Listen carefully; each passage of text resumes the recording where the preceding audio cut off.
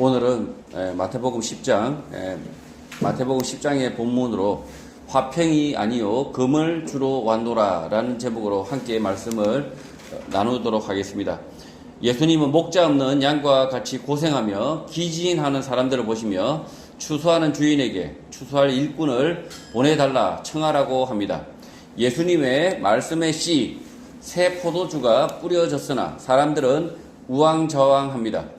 예수님의 말씀을 듣고 믿음이 생겨난 성도들이 어떻게 살아야 하는지, 어떻게 하면 믿음의 결실을 맺는지 모르고 우왕좌왕하며 목자 없는 양과 같이 고생하며 기진했다는 것입니다.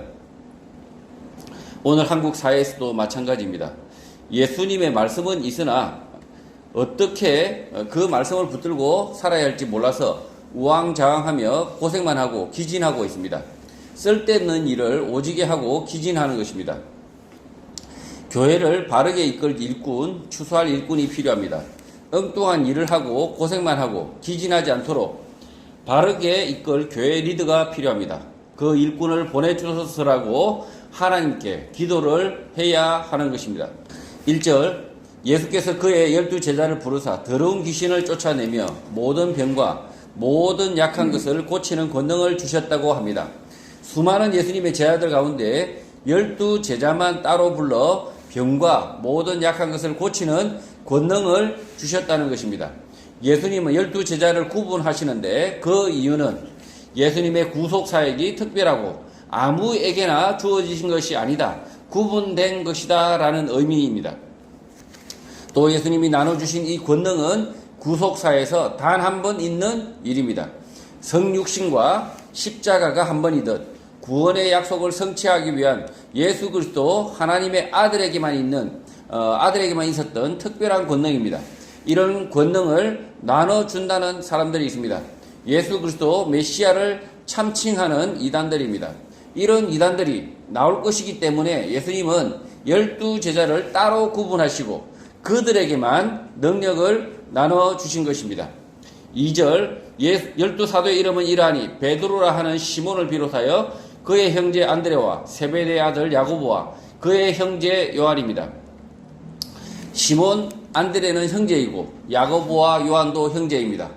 오늘날 공기업 인사 기준으로 본다면 정실 인사, 밀실 인사인 것입니다. 그러나 예수님은 십자가 죽으심과 부활의 복음을 전할 책임을 가족에게, 그 형제들에게 맡기신 것입니다. 시몬은 사이먼, 애칭으로 시모로 불리고 안드레는 앤드류, 애칭으로 앤디로 불립니다. 베드로는 피터, 야고보는 제임스, 요한은 존입니다. 조선말 일제시대의 성경과 해외 문물들이 중국과 일본을 거쳐 한국에 들어왔기 때문에 성경의 이름들이 한자식으로 사용되는 것입니다. 3절, 빌립과 바돌로메, 도마와 세리마테, 알페오의 아들 야고보와 다데오가 예수님의 제자가 됩니다. 빌립은 필립, 여러분이 잘 알죠? 필립스, 가전제품 회사. 그 다음 바돌로메는 바솔로뮤, 빌립이 전도한 나다나엘과 동일인으로 추정되는 사람입니다. 도마는 토마스, 애칭으로 톰이죠. 토미 등으로 불립니다. 마태는 매튜, 애칭으로 메스로 불립니다. 예수님의 제자 야고보가 둘이어서 알페오의 아들로 구분하고 있습니다. 다데오는 타데우스, 다른 이름으로 가롯인이 아닌 유다로 불려집니다. 4절, 가나안인 시몬 및 가롯 유다, 곧 예수를 판 자라고 소개합니다. 여기서 베드로 시몬과 구분하기 위하여 붙인 가나안인이라는 것은 지명이 아니라 히브리어로 열심당원을 말합니다. 열심당원들은 로마의 통치에 반대하며 폭력혁명으로 이스라엘 왕국의 재건을 꿈꿨던 민족주의자들입니다. 예수님의 제자 가운데 열심당원도 있었지만 예수를 판 자 가롯 유다도 있습니다. 가롯 유다는 예수님의 제자였으나 은 30에 예수가 있는 곳을 안내하며 예수를 판 것입니다. 은 30의 단위가 나와 있지 않지만 성전에서 사용하는 세겔, 은하로 보이고 은은 11.42g 정도입니다. 1세겔은 노동자 4일 품삯이기 때문에 10만 원으로 치면 1세겔은 40만원, 은 30은 대략 1200만원 정도가 됩니다. 이 은 30은 구약 출애굽기에서 소가 남의 남종이나 여종을 들이받아서 종이 죽으면 그 주인에게 물어줘야 하는 몸값이 은 30인 것입니다. 가룟 유다는 예수님을 종의 몸값을 받고 제사장들에게 판 것입니다. 지금 가나안인 지금 시므온과 가롯 유다를 같이 소개하고 있습니다. 이 한 사람은 열심당원, 가나안이라는 그 지역의 그 사람이라는 뜻이 아니고요. 여기서는 가나안이 했을 때 열심당원이라는 그 히브리어를 차용한 겁니다. 그래서 열심당원 시몬, 그리고 가롯은 지명입니다. 그 가롯 유다, 이 두 사람이 이렇게 배치가 되는 거죠. 한 사람은 로마의 폭정에 반대하면서 이 가나안인 시몬은 예수님을 잘 이렇게 성경에 아주 화려하게 이렇게 기록되어 있지 않지만, 이 가나안인 시몬은 예수 그리스도의 죽으심, 그리고 로마의 재판 받는 것 찬성하겠습니까? 이 민족주의자, 이 열심당원이 그 예수님이, 자기의 동족 예수님이 로마에 팔리는 것을 찬성하겠습니까? 절대 찬성 못할 사람입니다. 그런 사람이 예수를 정말 폭력적으로 보호할 것 같은 이 시몬이 이 가룟 유다와 함께 이 가룟 유다 예수님을 팔려고 제사장들에게 은 30에 예수를 넘기죠.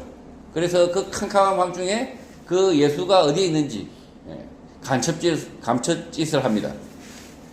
이 두 사람을 이렇게 마태가 이렇게 소개하고 있는 것입니다. 5절, 예수께서 이 12를 내보내시며 명하여 이르시되 이방인의 길로도 가지 말고 사마리아인의 고을에도 들어가지 말라고 합니다. 사마리아는 이스라엘 영토 가운데 혼혈인들이 사는 지방으로 결국 이스라엘 민족이 아닌 이방인들은 제외하라는 것입니다.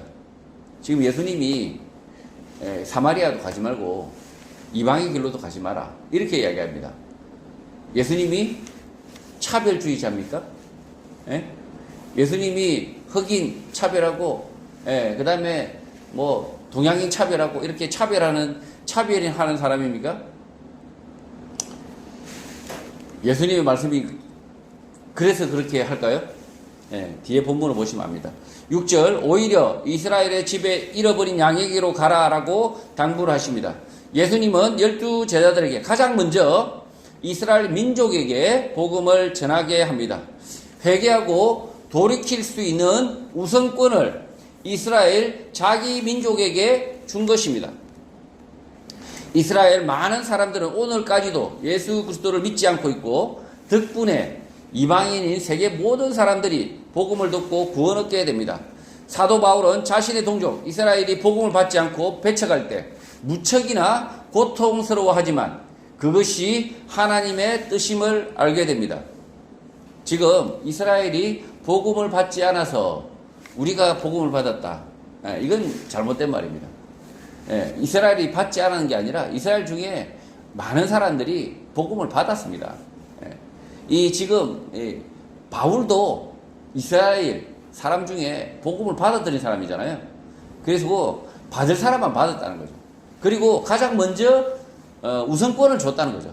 가장 시간적으로 이스라엘의 복음의 말씀을 듣게 한 것이 하나님의 뜻이고, 그리고 그 이후에 우리 이방인인 우리 한국, 이 조선, 이 동양의 이 조그만 나라에도 복음이 전해졌다. 이게 하나님의 뜻이라는 거예요. 자, 그래서 지금 예수님께서 이방인에게도 가지 말고 사마리아인, 심지어 자기 이렇게 이스라엘 안에 사마리아인이라고 같은 혼혈인들이 살고 있는 그 동네에도 가지 마라, 이렇게 말씀하심으로 인해서 이 말씀을 오해해서 예수님 저 차별주의자, 인종차별주의자, 예수님의 말씀을 곡해하면 안 된다는 겁니다. 7절, 가면서 전파하여 말하되 천국이 가까이 왔다라고 전하라고 합니다. 옥외 집회 시위를 통하여 알리는 것입니다. 요즘 시대에는 라디오, TV, 유튜브 등 여러 매체들이 존재했지만 당시에는 유일하게 사람의 목소리로 전하는 수밖에 없었습니다. 2000년이 흐른 오늘 시대에도 성경에 기록된 방법대로 똑같이 하는 사람들이 있습니다. 시대 착오입니다. 본질은 바뀌지 않지만 시대에 따라 형식, 매체는 바뀔 수 있는 것입니다. 지금 나가서 이렇게 예수님께서 가서 전파하라, 천국이 가까이 왔다라고 시장 통해서 이렇게 말을 할 수밖에 없는 거죠.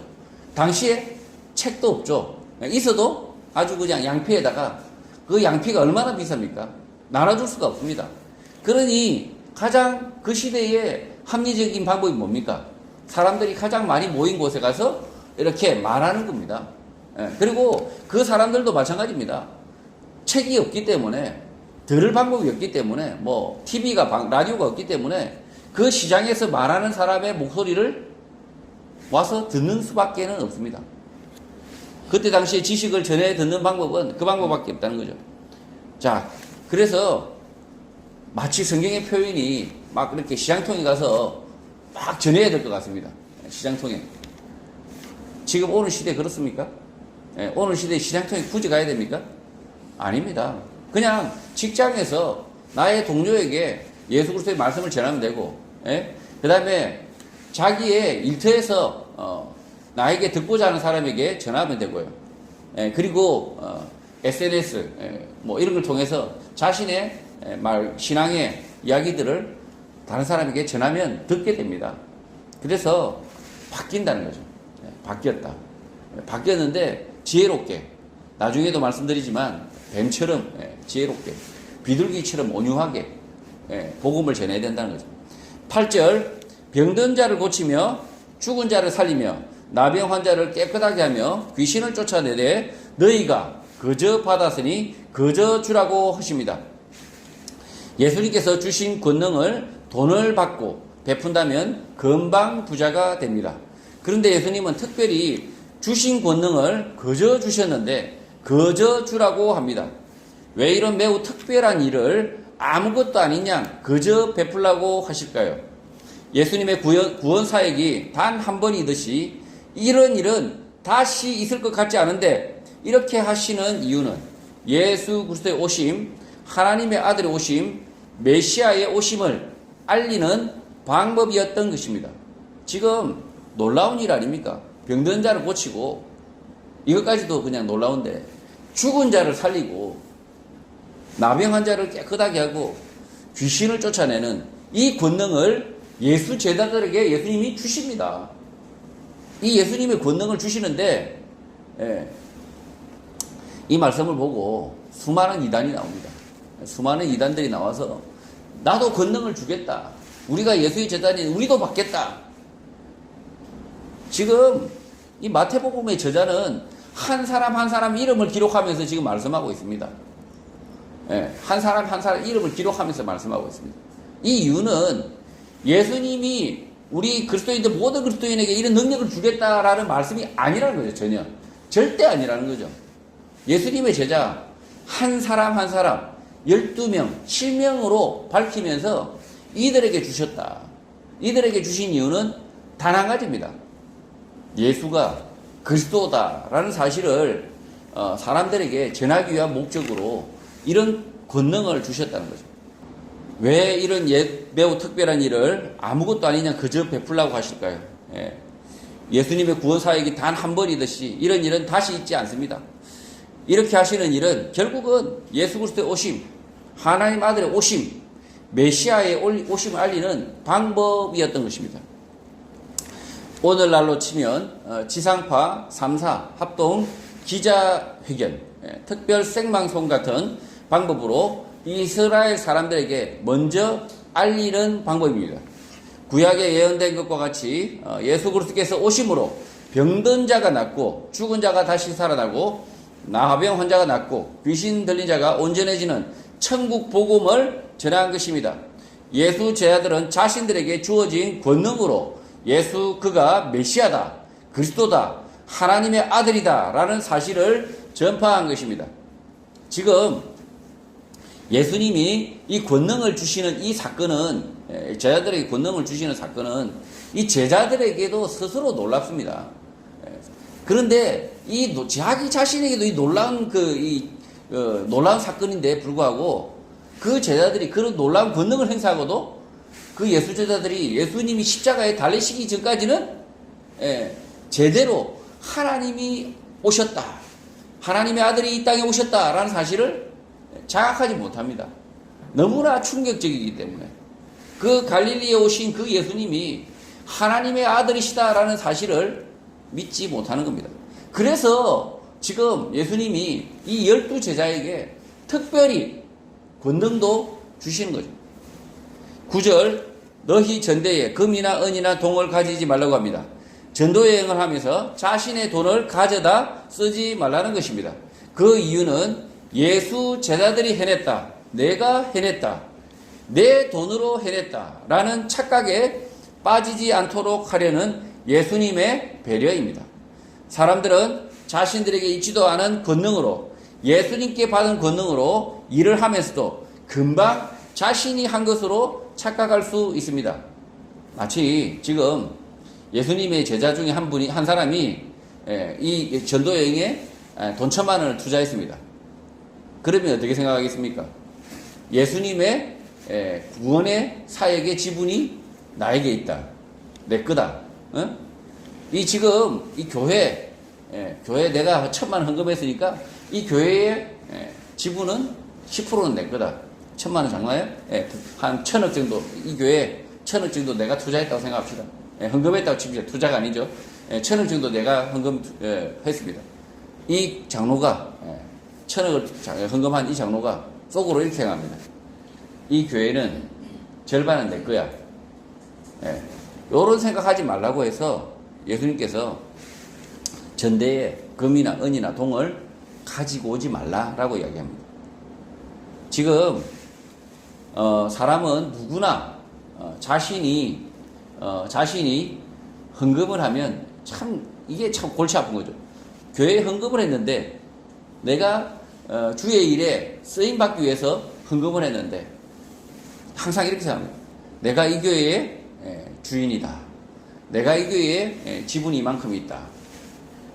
착각이죠. 심각한 문제죠. 그래서 예수님이 지금 전대에 금이나 은이나 동을 가지고 오지 말라라고 이야기하시는 거죠.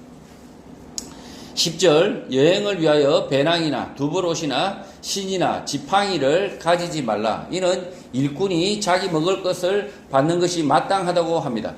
예수님은 자신의 제자들에게 전도 여행을 보내며 돈도 가져가지 말고 배낭도 두벌옷도 신도 지팡이도 가지 말고 준비 없이 떠나게 하시는데, 그 이유는 네가 준비하고 계획하여 하는 일이 아니라 예수님께서 계획하고 준비하였고 너는 그 계획, 준비에 따라 일하는 예수 그리스도의 일꾼이다라는 사실을 알라는 것입니다. 지금 이 전도여행은 아주 특별한 계획, 예수님의 계획, 예수님의 플랜, 예수님의 준비하신 거라는 거죠. 그래서 아무것도 준비하지 말라는 거죠. 자, 우리가 여행을 떠나는데 우리 교회가 만약에 전도여행을 떠나는데 아무 준비 안 해도 됩니까? 준비해야 됩니다. 우리는 예수님이 준비한 그 전도여행에 참여하는 것이 아니라 예수님이 전해주신 그 말씀을 듣고 우리가 전도여행을 준비한다면 열심히 준비해야 됩니다. 지금 이 전도여행은, 예수님의 이 전도여행은 예수님께서, 하나님의 아들 되신 예수님께서 준비하신다. 그래서 배나 아무것도 가져오지 말라고 합니다. 아예 그냥 특수훈련이죠. 그냥 아무것도 없이 출발하는 이 전도여행에서 예수 제자들이 밥을 굶거나 그러지 않습니다. 이렇게 분부하시는 이유는 예수 제자들이 각자 알아서 하는 일꾼이 아니라 예수 그리스도께서 전적으로 계획한 일을 하는 일꾼, 고용된 일꾼, 하나님의 일꾼이라는 사실을 알리는 것입니다. 이 말씀에 대한 오해도 많습니다. 이 말씀을 목사님들이 좋아합니다. 일꾼이 자기 먹을 것 받는 것이 마땅하다라는 구절 때문입니다. 이 구절을 악용하면서 목사가 사례를 받는 것이, 돈을 받는 것이 정당하다, 당연히 받아야 한다라고 말합니다. 예수님의 말씀에 대한 곡해이고 악용입니다. 예수님은 자신의 제자들이 그리스도의 일꾼, 하나님의 일꾼이기 때문에 예수 그리스도께서 하나님께서 종에 먹을 것을 당연히 내어주신다라는 의미이기 때문입니다. 사람들로부터 헌금을 받아 챙겨서 전도하라 라는 의미가 아니라 사람들에게서는 그저 받은 것 그저 주라라고 말씀하셨고, 자기의 일꾼, 예수님의 일꾼의 싹은 예수님께서 직접 반드시 챙기신다는 말씀이신 것입니다. 그렇다면 실제 예수님의 제자들은 어떻게 먹고 자고 입고 살아야 하는 자신들의 현실적 필요를 해결했을까요? 뒤에 말씀 구절에서 알 듯 모를 듯 설명을 하고 있습니다. 지금 이 말씀을 곡해하시면 안 됩니다. 예수님은 지금 아무것도 준비하지 마라. 아무것도 준비하지 마라. 왜? 너희들은, 예수님의 제자들, 너희들은 나의 일꾼이고 하나님의 일꾼으로 정했고, 그 일꾼들의 먹고 자고 쓰고 할 필요한 것들은 모두 예수 그리스도, 나 자신이, 하나님의 아들이 준비한다, 이렇게 말씀하고 계시는 것입니다. 자, 그런데 그럼에도 불구하고 그러면 이 예수 제자들은 현실에서 그때 당시에 어떻게 했을 것인가? 그때 아무것도 준비하지 않고 나갔는데 어떻게 사람들에게 돈을 받지 않고 어떻게 전도를 했을까? 이런 현실적인 물음이 생깁니다. 그래서 뒷구절을 보셔야 됩니다. 11절, 어떤 성이나 마을에 들어가든지 그 중에 합당한 자를 찾아내어 너희가 거기 떠나기까지 거기서 머물라고 합니다. 한 사람을 찾아라, 동역자를 찾아내라, 협조자를 찾으라고 말씀하십니다. 그리고 거기서 떠나가기까지 머물라라고 합니다. 합당한 자로 선택된 사람의 입장에서 보면 예수 복음에 관심을 가지고 있었는데 예수 제자 2명이 찾아온 것입니다. 그런데 잘 곳이 없고 먹을 곳이 없는 것입니다. 그래서 집에 머물면서 복음을 가르쳐 달라라고 부탁을 한 것입니다. 그러니까 개인 교섭, 과외를 부탁한 것입니다. 예수님의 제자들은 그곳에 머물면서 먹고 자고 복음을 전한 것입니다. 결국 예수님의 제자들은 복음을 전하는 그 일을 하고 있는데 먹고 자고 이렇게 쉬고 하는 문제, 필요의 문제가 모두 해결된 것입니다. 예수님의 그 전도가 지금 특별히 이 예수님의 제자들에게는 이 제자들의 필요가 해결이 되는데, 그 필요는 예수님의 또 다른 제자, 예수님의 말씀을 듣고자 하는 또 다른 제자를 통해서, 동역자를 통해서 그 필요가, 그 문제가 해결이 되고 있다라고 지금 본문은 알려주고 있습니다. 12절, 또 그 집에 들어가면서 평안하기를 빌라고 합니다.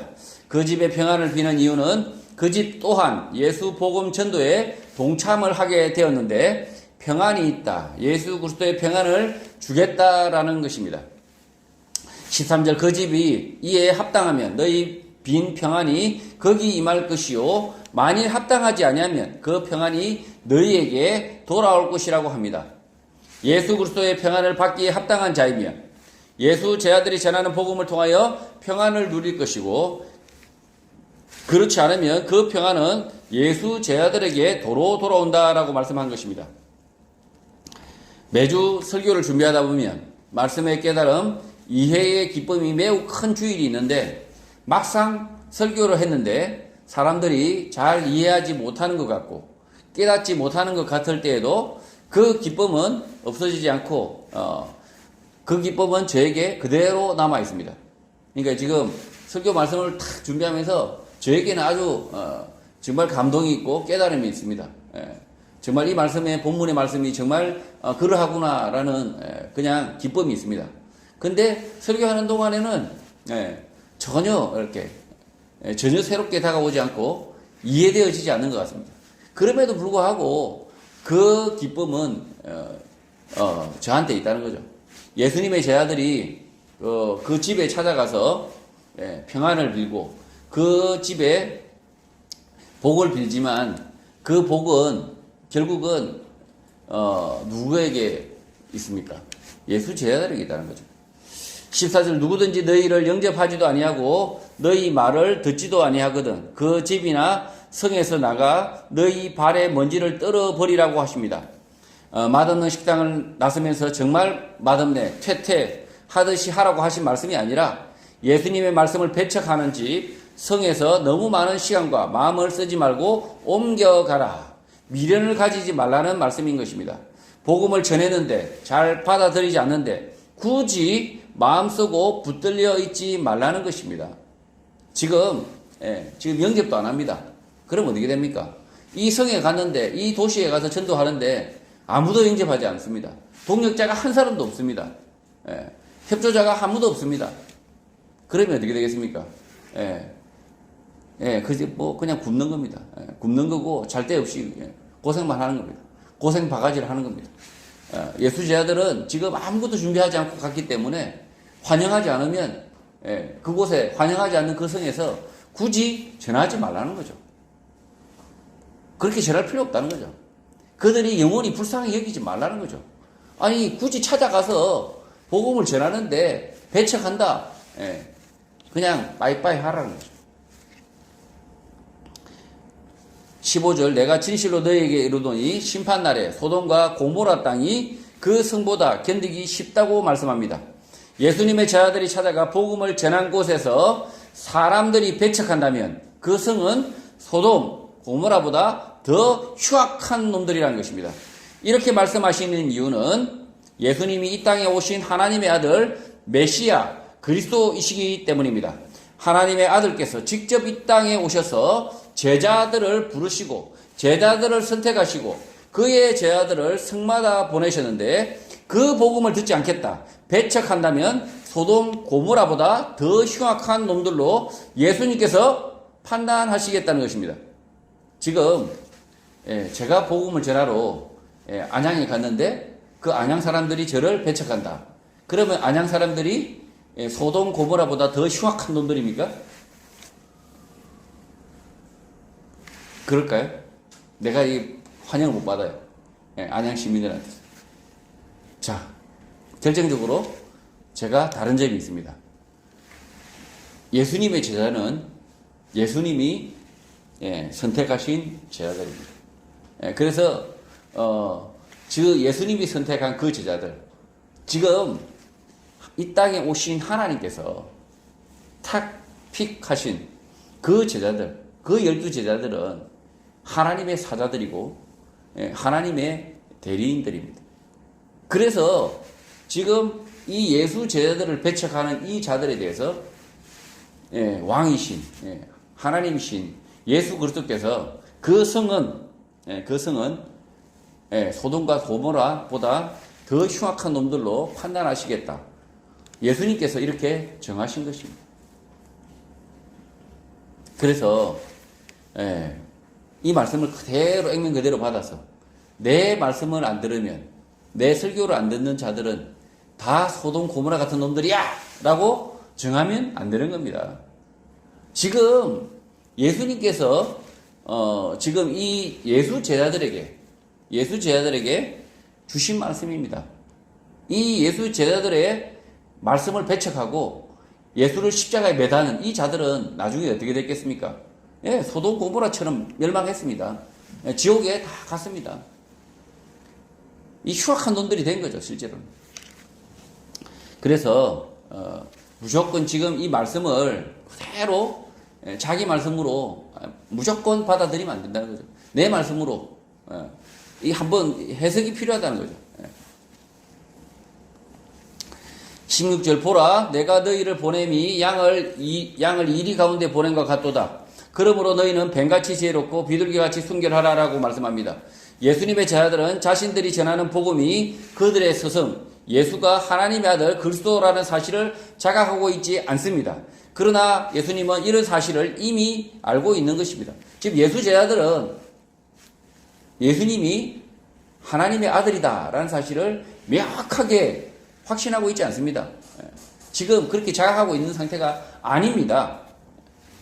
예수가 그리스도다라는 복음을 전해야 할 예수 제자들, 그들은 곧 로마의 적이 될 것이고 제사장들로부터 이단으로 잡혀 단죄받을 것이기 때문입니다.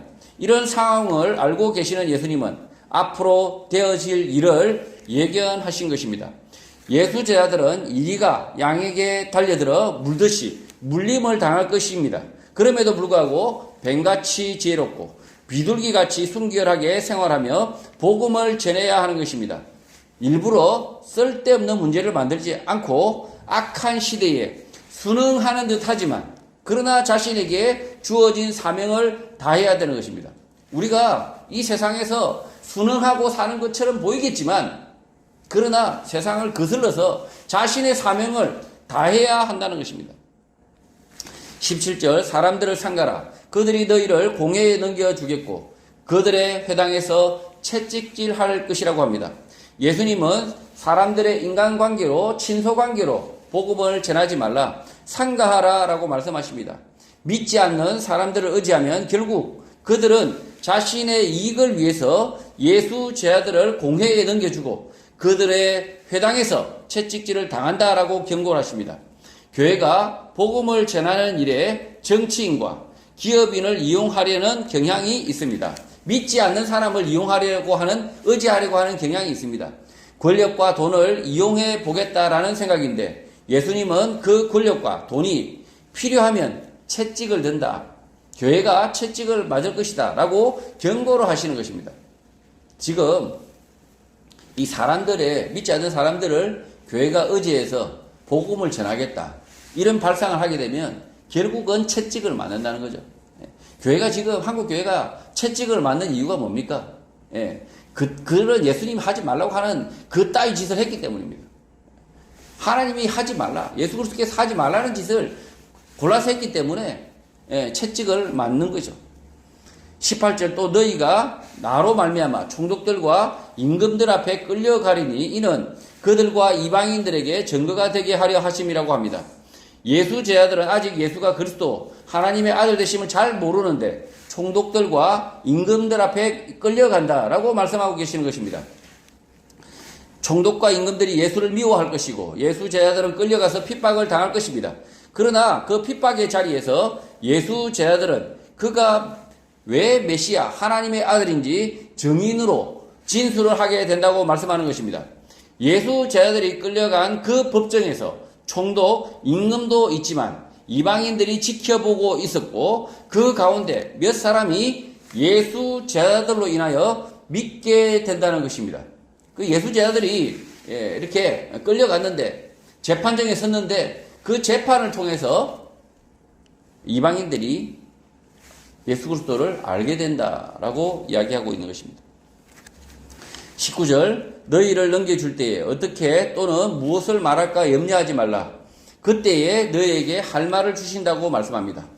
일반적인 형사사건에서 구속 기소가 되어 변론 기일이 지정되고 재판이 시작되면 검찰이 작성한 공소장 기소 내용을 보고 피고인이 반박을 하게 됩니다.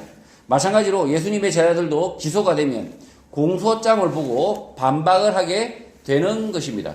예수님의 제자들은 예수님이 십자가에 달려 돌아가시고 부활 성천하시고 난 이후에 잡혀갑니다. 잡혀갈 점에는 예수 제자들은 예수님의 죄업성과 메시아됨 그리고 그리스도 되심을 줄줄 깨고 있습니다. 그러니 갑자기 즉흥적으로 생각이 난다는 말씀이 아닙니다.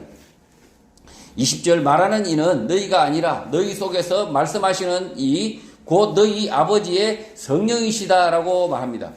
예수 제자들은 예수님과 동행하며 많은 것을 지켜볼 것이고 체포되고 십자가에서 돌아가실 때까지 모든 사람들의 말과 행동을 지켜볼 것입니다. 그리고 깨닫게 될 것입니다. 예수 제자들 그들이 말하게 되는데 거룩한 하나님의 영 성령으로 말씀하게 한다라고 예수님은 예언하시는 것입니다. 성령 받으라 라고 해서 받는 게 아닙니다. 예수 그리스도의 말씀과 행적을 통하여 깊은 깨달음을 얻고 하나님의 영과 동행하는 것입니다. 성령은 주고받는 귀신, 감정이 아니라 진리의 영, 하나님이십니다. 성령 받으라가 아니라 하나님의 임재를 깨닫는다. 하나님의 영을 깨닫는다. 하나님의 말씀과 뜻을 이해한다 라는 표현이 적절합니다. 지금 성령 받으라, 성령 받으라, 무슨 귀신 접신하듯이 이렇게 하는 것은 정말 부적절합니다.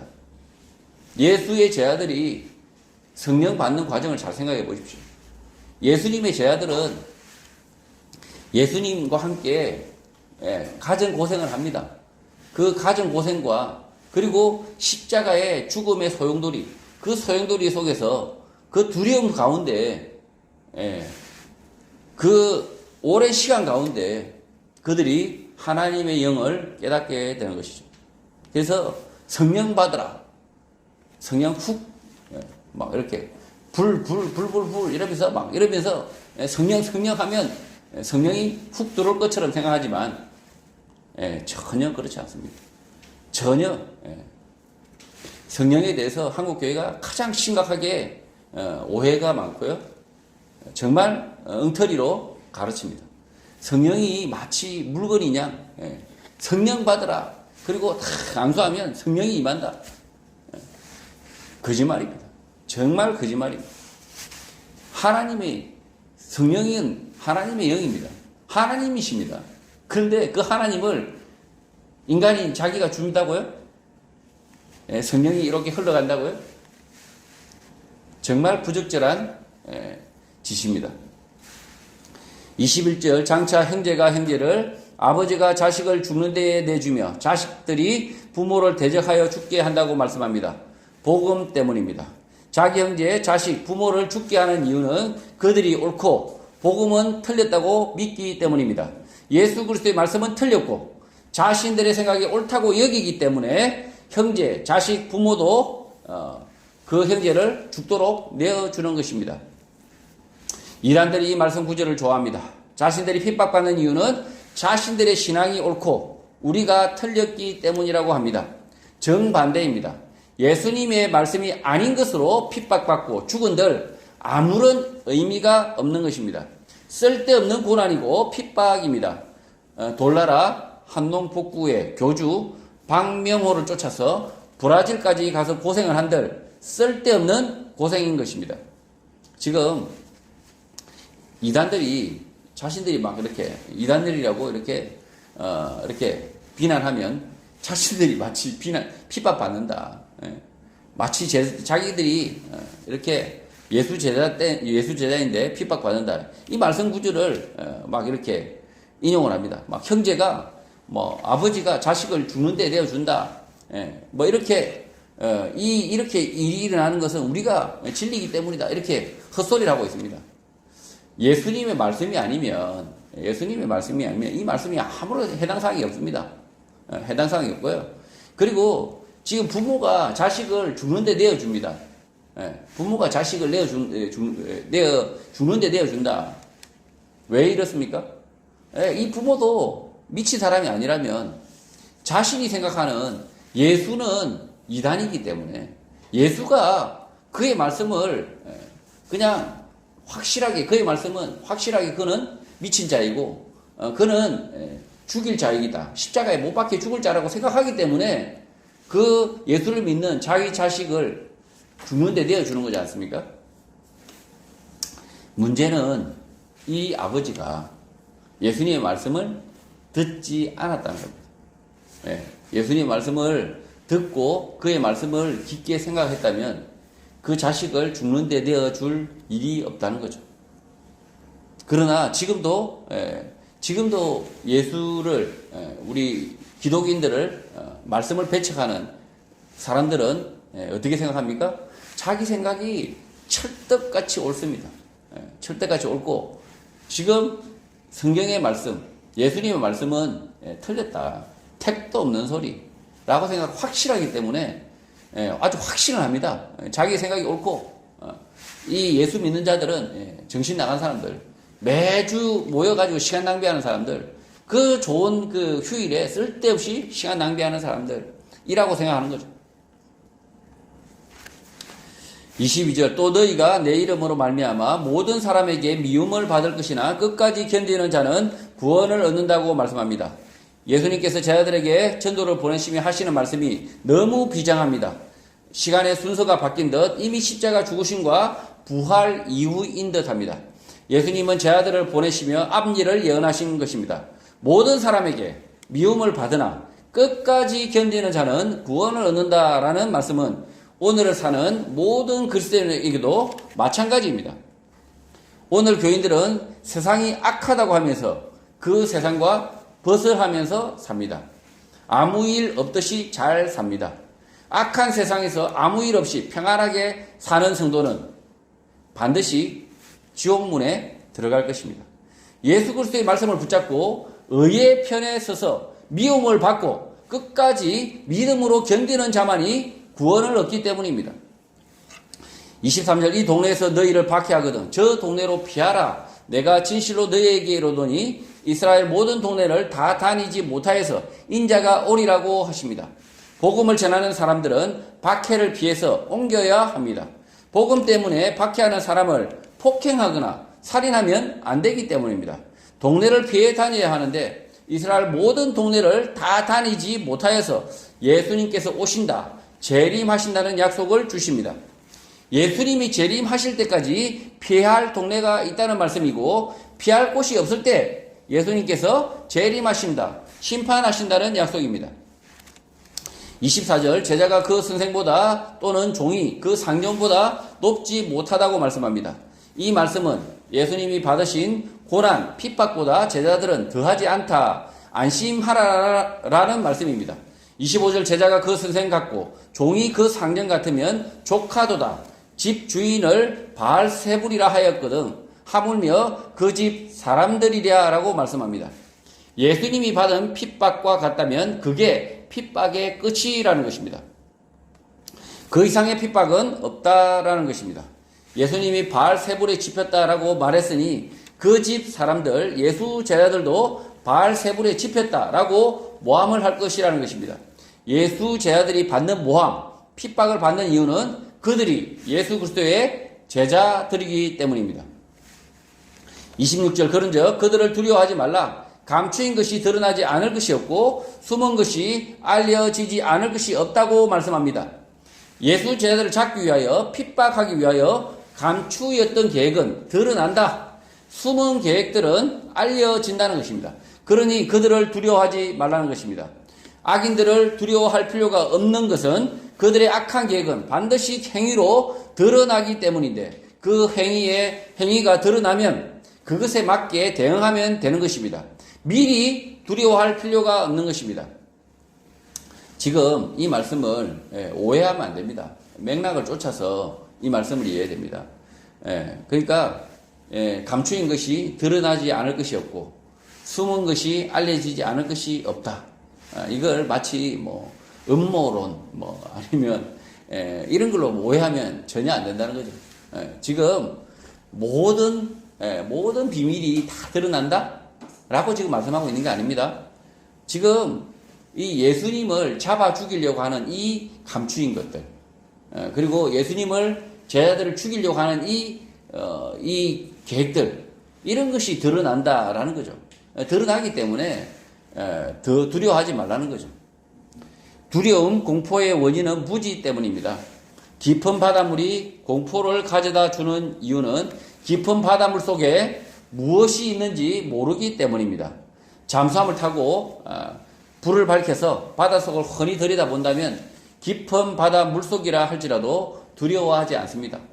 지금 예수님의 제자들에게 예수님은 이 감추인 게 너희들을 죽이려고 하고 그 다음에 너희들을 잡아들이려고 하는 이 계획들은 막연히 두려워하지 말라. 드러난다. 드러나니까 그 드러나면 이미 그것이 다라는 거죠. 그러니까 그 예수님을 잡아 죽이려고 하는 그 자들의 계획이 그게 다라는 거죠. 27절 내가 너희에게 어두운 데서 이르는 것을 광명한 데서 말하며 너희가 귓속말로 듣는 것을 집 위에서 전파하라고 합니다. 예수님의 말씀 가르침은 떳떳하게 나가서 가르쳐라 말하라고 하신 것입니다. 그 이유는 예수님이 하나님의 아들이시고 그의 말씀이 진리이기 때문입니다. 예수님의 말씀만이 진리이기 때문에 전혀 부끄러워할 이유가 없는 것입니다. 지금 예수님의 말씀을 광명한 데서 말하고 귓속말로 들은 것을 집 위에서 전파하라. 이 말씀은 예수 그리스도의 말씀을 진리로 알고 떳떳하게 자신감 있게 전하라는 거죠. 예수님의 말씀을 전해서 부끄러움을 당하지 않는다는 겁니다. 28절 몸은 죽여도 영혼은 능히 죽이지 못하는 자들을 두려워하지 말고 오직 몸과 영혼을 능히 지옥에 멸하실 수 있는 이를 두려워하라고 합니다. 사람을 두려워하지 말고 오직 몸과 영혼을 능히 지옥에 멸하실 수 있는 이 하나님을 두려워하라라는 것입니다. 사람이 할 수 있는 일은 몸을 죽이는 일, 그 일이 최대치입니다. 영혼은 죽이지 못합니다. 그러니 황제든 왕이든 대통령이든 그 누구든 두려워할 필요가 없다는 것입니다.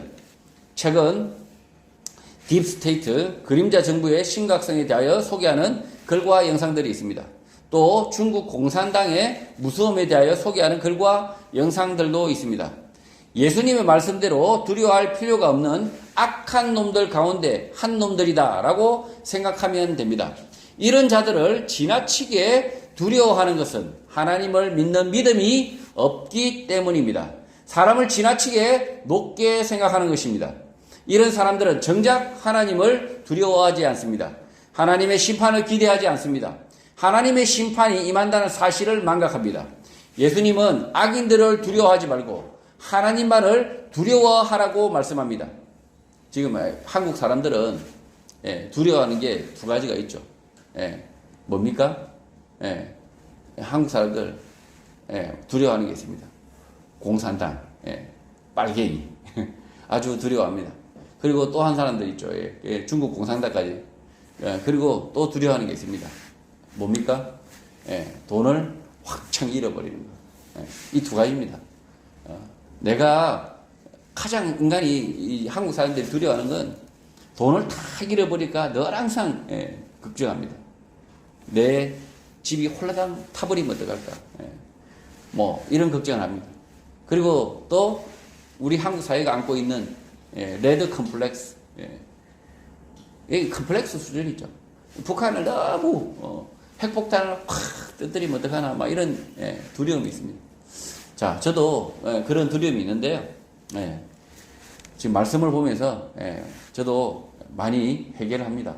이 북한 물론 위협적인 존재들입니다. 중국 공산당 위협적인 존재입니다. 그러나 예수님께서 말씀하십니다. 이들보다 더 하나님을 두려워하라.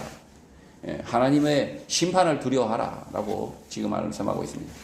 그래서 저나 여러분이나 지금 재산이 홀라당 없어질까 두려워하지 마시고 그래봤자 최대치가 뭡니까? 죽는 것밖에 아닙니다.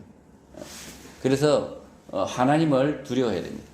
29절 참새 두 마리가 한 아사리온에 팔리지 않느냐 그러나 너희 아버지께서 허락하지 아니하시면 그 하나도 땅에 떨어지지 아니한다고 말씀합니다. 참새 두 마리가 이미 땅에 떨어졌습니다. 그래서 잡아서 팔리고 있습니다. 이렇게 팔려 나가는 참새는 하나님이 허락하셨기 때문에 팔려 나간다고 말씀하고 있는 것입니다. 예수님의 제자들이 잡혀 감옥에 간다면 하나님의 허락하심이 있다. 하나님의 뜻하심이 있기 때문이라는 것입니다.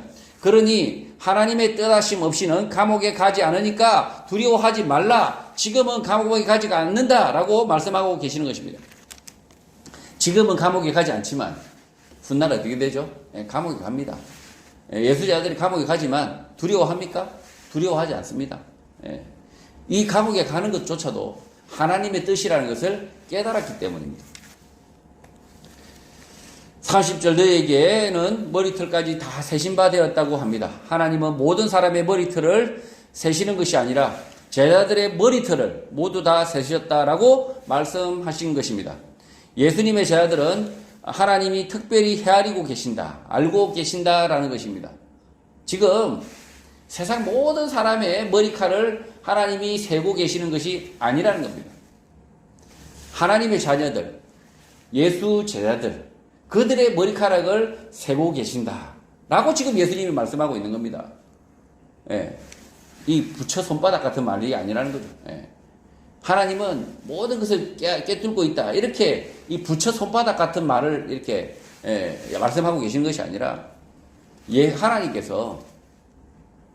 하나님께서 예수 제자 너희들을 특별히 사랑하셔서 너희들의 머리털까지 다 세신 바 되신다 라고 지금 말씀하고 있는 것입니다. 이 말씀은 탈모인들에게는 은혜의 말씀입니다. 머리털이 빠지는데 그 머리털을 모두 세고 계신다. 하나님의 뜻하심 안에 있다. 빠져도 빠지지 않아도 하나님의 뜻하심, 하나님의 헤아림 안에 있으니 걱정하지 않고 살 수 있는 것입니다. 그러나 이 탈모인에게만 해당되는 말씀으로 이해하면 안 됩니다. 모든 예수제자 그리스도인들에게 해당되는 말씀입니다. 머리털은 하찮은 것, 매우 작은 것을 말하는 것으로 예수제자들, 성도들의 매우 작은 것까지 하나님은 세고 계신다라고 말씀하신 것입니다. 문제는 내가 성도냐, 성도가 아니냐입니다. 자, 이 말씀 구절을 자꾸 이제 이 말씀 구절을 보면 대머리는 어떡합니까? 셀 게 없는데요. 이렇게 생각하시면 아니 되옵니다. 이 머리숱 없는 사람, 이 머리털 없는 사람들을 두고 하신 말씀이 아니라, 이 머리털은 하찮은 거잖아요. 빠진들 안 빠진들 하찮은 겁니다. 이 하찮은 것까지 하나님께서 세신 바 된다. 누구를요? 예수 제자들을. 그리고 누구를 헤아리십니까? 하나님을 믿는 성도들을. 그래서 이 말씀을 보고 탈모인들이 은혜로다. 정말 은혜로다. 머리까지 하나님께서 다 세시는구나. 나의 머리가 절대 빠지지 않을 것이야. 예수를 믿으니까. 이렇게 오해를 하시면 아니 됩니다. 머리털은 사실은 아무 상관이 없습니다. 진짜 머리털 진짜 아무것도 없는 이 사람은 어떡합니까? 이 말씀은 제외되잖아요. 예외가 되지 않습니까? 자, 그래서 이 말씀은 하찮은 것, 아주 보잘것없는 것까지 헤아리시는데, 그 헤아리심의 대상은 누구냐? 예수 제자들, 성도들이라는 거죠. 31절, 두려워하지 말라. 너희는 많은 참새보다 귀하다라고 말씀합니다. 예수 제자들은 로마 치하에서 참새 2마리가 땅에 떨어져서 잡혀서 팔리는 것처럼 어떻게 되지 않을까 염려 걱정을 하게 됩니다. 그런 걱정을 하게 될 예수 제자들에게 너희는 많은 참새보다 귀하다라고 말씀합니다. 졸지에 참새보다 조금 나은 사람이 되었는데, 그 말씀으로 위로를 받을 수 있는 이유는 참새가 하나님의 섭리하심, 뜻하심이 있어야 떨어진다, 팔린다라는 것인데, 그 참새보다 귀하기 때문에 감옥에 갇힐 때에는 하나님의 뜻하심, 섭리하심을 믿어야 한다는 것입니다. 감옥에 안 갇힌다라는 것이 아니라 감옥에 곧 갇힐 예수 제자들에게 두려워하지 말라고 주신 예수님의 말씀입니다. 오늘 시대에도 하나님의 나라와 그의 의를 위하여 일하다 감옥에 갇힌다면 세상 권력에 대하여 두려워하지 말라는 것입니다. 조금 떨리겠지만 두려워하지 말라, 당당하게 버텨라 라는 말씀입니다. 지금도요, 죄 없이 감옥에 가는 사람들이 있습니다. 그런 사람들에게 지금 그 사람들 중에 하나님을 믿는다면 두려워하지 말라, 떨지 마라. 근데 예수님의 이 비유도 참 어떻게 보면 섭섭하기도 합니다. 니네들이 참새보다 조금 낫다. 이 말씀 들으면 내가 참새, 이렇게 막 자존심 상할 수도 있겠지만, 자존심 상하라고 주신 말씀이 아니라 이 참새 하나도 하나님의 뜻하심이 있는데 하물며 너희 일까 보냐인 거죠. 이 성도에게 닥치는 이 고난은, 성도가 이 감옥에 잡혀가는 이 고난이 죄 없이 잡혀간다면 그것은 하나님의 뜻하심이 있다라는 것입니다. 그래서 쫄지 말고 두려워하지 말고 당당하게 버티라는 겁니다. 저도 감옥에 한 번도 가본 적이 없습니다. 제가 죄 짓지 않고 체포가 되고 감옥에 간다면 사실은 인간적으로 두려움이 있습니다. 세상 한 번도 가본지 않은 곳에 가는데 낯선 곳에 가는데 두려움이 왜 없겠습니까? 여러분도 마찬가지죠. 여러분도 아무 잘못도 없는데 죄 없는데 모함을 당해서 만약에 지금 감옥에 가 있다고 생각해 보십시오. 생각해 보십시오. 두렵죠. 떨리죠. 그걸 대비해서 예수님께서 지금 이 감옥에 갈 죄들을 이미 감옥에 갈 겁니다. 이제 뻔히 감옥에 갑니다. 예수 복음을 전하면 예수님은 십자가에 이미 돌아가셨고 부활 승천하셨고 이 예수 제자들은 감옥에 갑니다. 이 감옥에 갈 예수 제자들에게 쫄지 마라. 떨지 마라. 왜 떨지 말아야 될 이유에 대해서 설명하고 계시는 겁니다. 오늘 한국 사회에서도 악합니다. 세상 권력이 악합니다. 악하죠? 그러면 어떻게 되겠습니까? 믿음대로 살려고 하는 성도가 잡혀갈 겁니다. 누가 될지 모르지만 믿음대로 살려고 하면 이 악한 권력 하에서는 믿음대로 사는 성도가 잡혀갑니다. 잡혀갈 겁니다. 그럴 때 쫄지 마라. 두려워하지 마라. 교회가 막 좁니다. 막 쫄아요. 아니 옥집사 잡혀가면 막 아이고 우리 교회 큰일 났네. 설교할 사람도 없고 그렇게 쫄지 말라는 거죠. 당당하게 잘 버티라는 거죠. 32절 누구든지 사람 앞에서 나를 시인하면 나도 하늘에 계신 내 아버지 앞에서 그를 시인할 것이라고 말씀합니다. 예수님을 십자가에서 죽이고 난 이후 제사장들은 예수 제자들을 감옥에 잡아들이기 전에 물어봅니다. 지금 제사장들이 예수만 죽였겠습니까? 제자들을 불러드립니다. 그렇게 불러들여서 예수 압니까? 예수 알아요? 예수 제자입니까? 이렇게 물었을 때 안다고 하면 감옥에 집어넣습니다. 그럼에도 불구하고 예수 제자입니다 라고 시인하고 감옥에 들어갈 때 예수님께서 하늘에 계신 내 아버지 앞에서 그를 시인할 것이다 라고 말씀하신 것입니다. 예수님의 말씀대로 사는 그리스도인이 핍박을 받지만 그 핍박을 달게 받으면 예수님께서 인정하신다. 구원을 허락하신다. 천국을 허락하신다는 것입니다. 33절 누구든지 사람 앞에서 나를 부인하면 나도 하늘에 계신 내 아버지 앞에서 그를 부인하리라고 말씀하십니다. 살기 위하여 자신의 안위를 위하여 예수님의 말씀대로 살지 않고 부인하면 지옥에 간다는 것입니다. 예수님이 모르는 사람이 천국에 있을 수는 없는 것입니다. 34절 내가 세상에 화평을 주러 온 줄로 생각하지 말라. 화평이 아니요 금을 주러 왔다고 말씀합니다.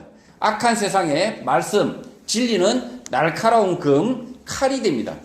예수님은 악한 자들의 화평을 깨고 진리를 선물하시겠다, 금을 주시겠다고 말씀합니다. 지금 이 악한 세상에 진리는 뭡니까? 이 악한 세상을 절단내는 칼이라는 거죠. 지금 진리의 말씀, 하나님의 말씀은 이 악한 세상에 칼이다. 지금 죄 없는 사람을 잡아넣는 검사들에게 그리고 죄 없는 사람에게 감옥에 가두는 이 판사들에게는 진리, 하나님의 말씀, 진실은 그들에게는 칼이라는 거죠. 그들이 장차 지옥에 갈 칼이라는 거죠. 그들의 삶의 끝에 지옥문이 활짝 열린다는 칼이라는 거죠. 35절 내가 온 것은 사람이 그 아버지와 딸이 어머니와 며느리가 시어머니와 불화하게 하려 함이라고 말씀합니다. 예수님께서 불화를 주시겠다, 화평을 깨겠다는 말씀이 아니라 당시 아버지와 딸, 어머니와 며느리, 시어머니가 악한 일들, 잘못된 일들을 하고 있었기 때문에 그것을 깨겠다, 고치겠다라는 말씀인 것입니다. 사람들은 오늘 시대도 악하다, 말세다 라고 말합니다. 그렇게 말하면서도 평안하게 아무 일 없듯이 잘 삽니다. 둘 중에 하나인데 오늘 시대가 악하지 않고 선하거나 악하다고 말하는 사람이 악한 일을 하고 산다는 것입니다. 어느 쪽입니까? 후자, 악하다고 말하고 악한 일을 하면서 사는 것입니다. 예수님 당시에도 악한 일을 버젓이 선한 일인 줄 알고 행하고 있다는 말씀입니다.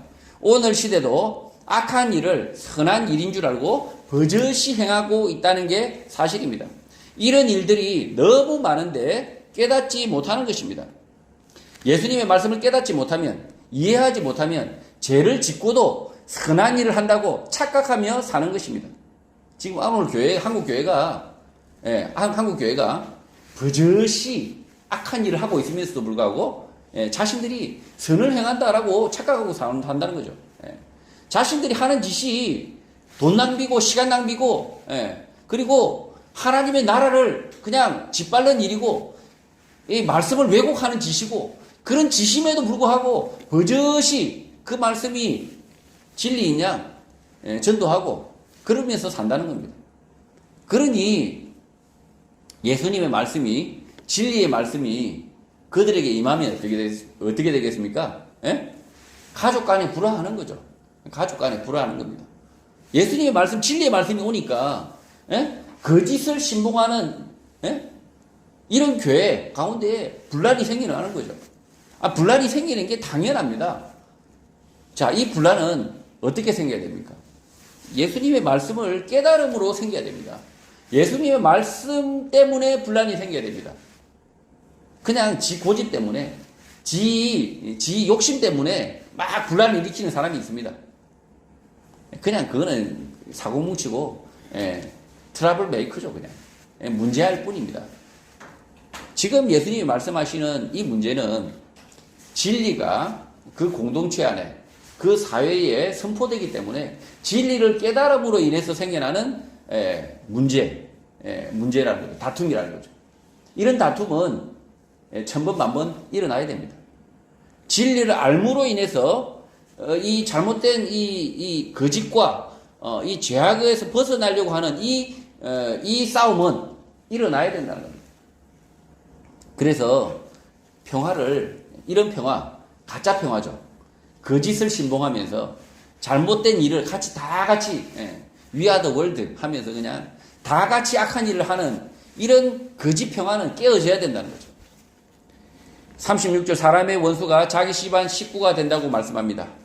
예수님의 말씀을 따라 살려는 사람과 당시 사회에서 선한 일, 옳은 일이라고 생각하는 그 일을 하는 사람이 충돌하는데 그 충돌하는 사람이 집안 식구가 된다는 것입니다. 남들은 그렇게 살지 않는데 예수님의 말씀대로 살기 위해서 다르게 살면 집안 식구와 원수가 되는 것입니다. 예수님의 말씀대로 살면 믿지 않는 집안 식구, 말씀대로 살지 않는 집안 식구와 원수가 되는 것입니다. 원수가 되더라도 잘못되거나 이상할 것이 없다는 것입니다. 그러니까 예수님의 말씀만을 쫓아서 살아서 내가 집안의 원수가 되는 것, 그건 바람직한 겁니다. 바람직한 겁니다. 집사람이 저를 미워합니다. 저는 믿음으로 살려고 하고 집사람이 미워한다. 바람직한 겁니다. 지금 사람의 원수가 자기 집안 식구가 된다. 이렇게 말씀하는 것은 내가 사고뭉치라서가 아니라 예수 그리스도의 말씀만을 쫓아서 살려고 하기 때문입니다. 37절 아버지나 어머니를 나보다 더 사랑하는 자는 내게 합당하지 아니하고 아들이나 딸을 나보다 더 사랑하는 자도 내게 합당하지 아니하다고 말씀합니다. 아버지 어머니보다 예수만을 사랑해야 한다라고 가르치는 것이 아닙니다. 아들이나 딸보다 예수를 더 사랑해야 한다라고 가르치는 것이 아닙니다. 예수님의 말씀대로 살아야 한다. 아버지 어머니의 말과 생각이 예수님의 말씀, 진리가 아니라 비진리라면 따르지 않아야 한다라는 것입니다. 마찬가지 아들과 딸이 비진리, 거짓된 삶을 고집할 때 그를 훈계하고 가르치고 그럼에도 불구하고 자신의 생각을 쫓아서 살 때 동정하지 않아야 한다는 것입니다. 비진리, 거짓으로 산다면 매정하게 대해야 한다는 것입니다. 자, 지금 이 말씀을 가지고 하나님을 더 사랑해야 됩니다. 저는 하나님만 더 사랑합니다. 부모님은 하나님 아래입니다. 이렇게 계급을 정하라고 주신 말씀이 아닙니다. 지금 이걸 착각을 하시면서 저는 하나님만 더 사랑합니다. 이렇게 말씀하시면서 아주 못된 짓을 한 사람들이 있습니다. 바리새인들 뭡니까? 고르반 하나님께 다 드렸습니다 하면서 자기 아버지 어머니를 깡무시해 버립니다. 이런 짓거리 하라고 이 말씀 준 게 아니라는 거죠. 이렇게 행동하는 사람들이 있습니다. 자기의 신앙심이 높게 평가받기 위해서, 자신의 신앙심이 높게 평가받기 위해서 아버지 어머니 팽해버립니다. 이런 몹쓸놈이라는 거죠. 이런 몹쓸놈이 예수님의 말씀이 아니라는 거죠. 하나님을 사랑하는 그 모습은 뭐로 드러납니까? 자기 아버지와 어머니를 예수 그리스도의 말씀, 하나님의 말씀대로 살 수 있도록 돕는 것, 섬김으로부터 드러나는 겁니다. 무조건 잘 모시고 잘 먹고 잘 살게 하는 것만 더 중요한 게 아니라 그 아버지와 어머니, 자기 자식이 예수 그리스도의 말씀대로, 그 말씀의 진리대로 살도록 돕는 것, 그것으로 드러난다는 거죠. 이 말씀을 자꾸 이제 오해하는 거죠. 그러니까 예수님만 더 사랑해야 된다. 예수님이 우리의 사랑이 필요해서 아버지보다 아들보다 더 사랑받고 싶어서 이 말씀하셨겠습니까? 전혀 아니라는 거죠. 아닌데 엉뚱하게 이해하면 안 된다는 거죠. 38절 또 자기 십자가를 지고 나를 따르지 않는 자도 내게 합당하지 아니하다고 말씀합니다. 자기 십자가를 지고 나를 따르지 않는 자, 십자가를 질 용기가 없는 자는 내게 합당하지 않다 하는 것입니다. 성도는 진리에 대하여 용감해야 자격이 있는 것입니다. 천국에 들어가기가 어렵다, 좁은 문이다 라는 것은 알지만 정작 용기 없이 예수님의 말씀대로가 아니라 세상 사람들 하는 대로 적당하게 십자가를 피하며 삽니다. 이런 자들에게 예수님은 내게 합당하지 않다, 지옥에 간다 라고 말씀합니다. 용기 없는 자도 진리에 대해서, 진실에 대해서 용기 없는 자는 천당에 못 갑니다. 예수님이 합당하지 않다고 이야기합니다. 용기가 있어야 됩니다. 지금 교회 성도들 중에서 저는 말이 적고요, 너무 마음이나 역하고요, 여리여리해서 그렇게 하시면 안 됩니다. 진리에 대해서는 그 누구나 천당 하나님 나라에 들어가고자 하는 자는 진리, 진실, 이 예수님의 이 의에 대해서 용감해야 됩니다. 용감하셔야 됩니다. 용기 없는 분은 지금 용기를 가지셔야 됩니다. 저는 용기가 없고요, 그래서 앞에 나서지도 못하고요, 죄송하지만 지옥에 갑니다. 39절 자기 목숨을 얻는 자는 잃을 것이요 나를 위하여 자기 목숨을 잃는 자는 얻는다고 말씀합니다. 예수님의 말씀 진리를 지키기 위하여 용감해야 하는데 비겁하게 그 진리를 버리고 거짓과 타협하면 결국 목숨을 잃는다. 그러나 예수님의 말씀을 진리를 지키기 위하여 용기를 내고 싸우다 목숨을 잃으면 목숨을 얻는다, 천국에 들어간다 라고 말씀하는 것입니다. 예수님의 말씀 진리를 쫓아서 살지 않고 비겁하게 목숨을 위하여 굴종하고 타협하고 침묵하면 결국 지옥에 갈 것입니다. 오늘 한국교회의 대부분 입만 주여 주여 하면서 불의를 보고도 의로운 삶의 실천 행동이 없는 교인들에게 해당될 것입니다. 40절 너희를 영접하는 자는 나를 영접하는 것이요 나를 영접하는 자는 나를 보내시는 이를 영접하는 것이라고 말씀합니다. 예수 제자들을 영접하면 예수를 영접하는 것, 예수를 영접하면 하나님을 영접하는 것이라고 말씀합니다. 사람이 하나님을 영접한 사람이 있습니다. 아브라함입니다. 아브라함은 하나님을 영접하고 구원의 약속을 받습니다. 하나님을 만나고자 하는 사람은 예수의 제자들, 예수님의 말씀을 가르치는 사람들을 통하여 하나님을 영접하는 것, 하나님을 만나는 것입니다. 하나님을 만나고 싶습니까? 하나님 만나고 싶습니까? 예수님의 말씀을 가르치는 제자들, 예수님의 말씀만을 전하는 사람들을 만나면 그 말씀을 통하여 하나님을 만나게 되는 것입니다. 예수님의 얼굴이라고 하는 이 사진 아시죠? 예수님의 얼굴, 예수님의 얼굴이라고 하는 이 사진은 2차 세계대전 중에 예수님의 얼굴 보기를 원했던 사람이 간절히 기도를 하니 눈이 녹은 들판을 사진으로 찍으라라는 음성이 있어 찍었더니 예수님의 얼굴이 보이더라라고 하는 사진입니다. 예수님의 얼굴을 이런 사진으로 만날 수 있겠습니까? 사진을 찍는 방법으로 하나님이 보여준다라는 것은 거짓말입니다. 사진을 팔아먹는 장사꾼들의 속임수입니다. 저도 속고 나도 속는 것입니다. 하나님을 영접하는 길은 다른 길이 없습니다. 예수님의 말씀을 통하여 진리의 말씀을 통하여 하나님을 영접하게 되는 것입니다. 하나님을 만나게 되는 것입니다. 엉뚱하게 길에서 하나님을 만났다라고 하는 사람들은 이단이고 사이비입니다. 지금 하나님의 얼굴을 보고 싶다. 예수 그리스도의 얼굴을 보고 싶다. 그러면 어떻게 됩니까? 사진을 찍어서 보면 그 하나님의 얼굴을 보게 됩니까? 간절히 기도했더니만 보여집니까? 안 그렇습니다. 예수 그리스도의 말씀으로 우리가 이 제자들을 복음을 전하는 이 제자들을 통하여서 이 만나는 것처럼 마찬가지로 성경 말씀을 통해서 이 말씀을 가르치는 사람들을 통해서 그를 통해서 하나님을 만나게 되는 것입니다. 41절 선지자의 이름으로 선지자를 영접하는 자는 선지자의 상을 받을 것이요 의인의 이름으로 의인을 영접하는 자는 의인의 상을 받을 것이라고 말씀합니다.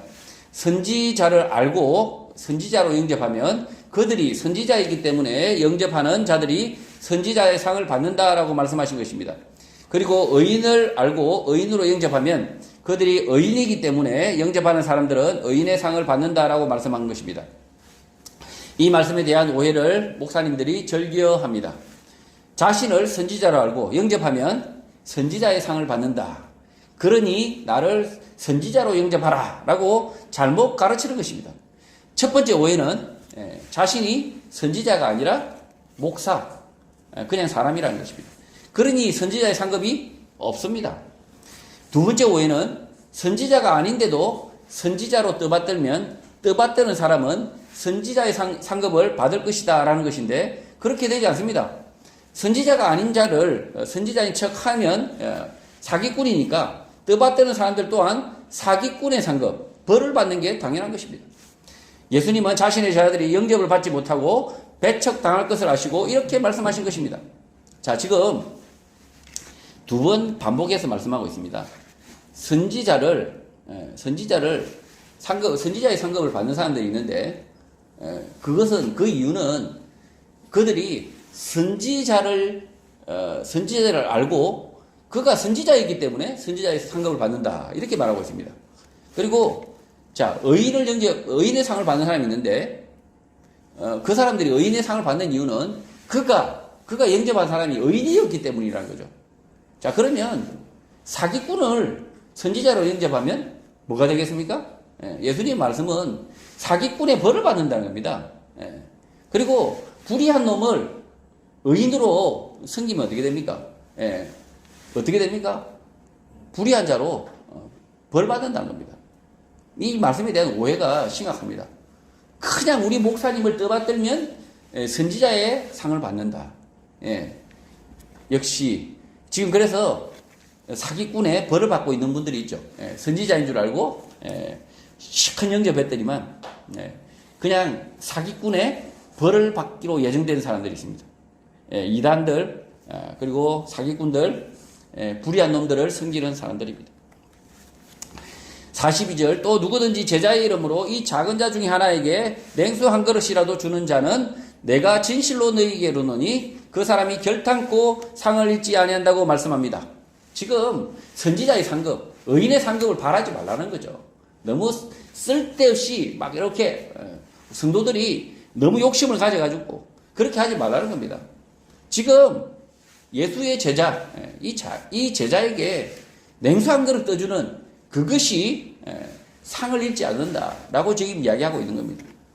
이 작은 자라고 했을 때 이 작은 자는 예수님의 제자 중에 한 사람입니다. 예수님의 제자 중에 가장 작은 자라 할지라도 냉수 한 그릇이라도 주는 자는 결단코 상을 잃지 않는다. 그 이유는 그가 예수님의 제자이기 때문이다라고 말씀합니다. 예수님은 하나님의 아들 그리스도 메시아입니다.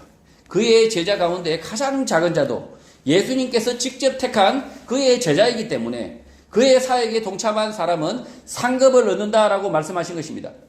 예수님의 제자들은 구원 역사에 꼭 필요하여 예수님께서 선택한 특별한 사람입니다. 아무나 예수님의 12제자가 되지 않습니다.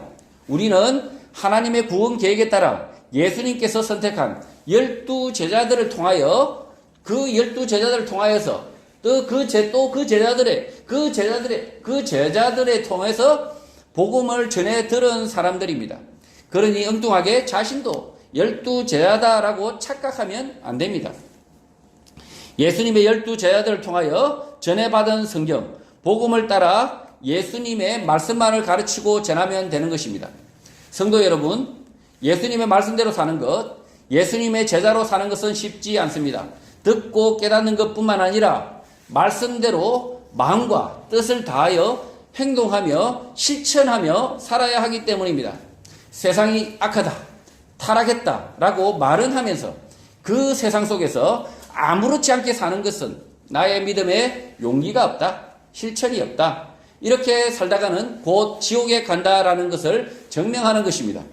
그래서 삶의 실천이 있길 바랍니다. 의인에게 냉수 한 그릇으로 협력하는 성도가 되시기를 바랍니다. 그가 의인이면 의인의 상을 받을 것입니다. 그가 전도자면 그가 전도자의 상을 받을 것입니다. 그가 설교자라면 그가 설교자의 상을 받을 것입니다. 그가 봉사자라면 봉사자의 상을 받을 것입니다. 예수님의 말씀을 바르게 듣고 알고 그 말씀을 날마다 실천하며 하나님을 만나는 성도, 하나님을 영접하는 성도가 되시기를 주님의 이름으로 축복합니다. 네.